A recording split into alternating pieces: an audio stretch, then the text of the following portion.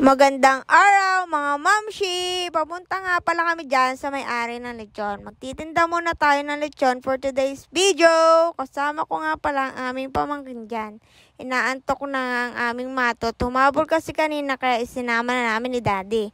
Hindi ko na nga nakuhaan ang pagkuha ng lechon. Dumaan nga muna kami sa palengke para bumili ng kailangan. Tinanggal na nga ni Daddy ang ulo at kinilo ko na nga.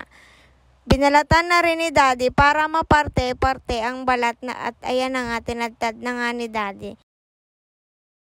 Ang trabaho ko nga dyan ay magkilo at magbalot. Naglalaway na nga ako dyan at di ko na nga namalayan, tumulo na pala ang laway ko. Charis! Pag ko nga sana ang magatinda dyan. Kaya nga lamang ay gagraduate ang kanyang anak. Kaya kami na muna ni Daddy ang magtitinda. Go nga lamang ng go pagka may pagkakakitaan. Kailangan natin kumanyod. Ay, kumayod pala. Magdi-deliver na nga kami at ayan si Daddy na muna ang bumaba. Sunod naman ay ako na ang nagdala. Maraming salamat nga pala sa mga umorder. Yun lamang muna for today's video. Maraming salamat mga mamshi!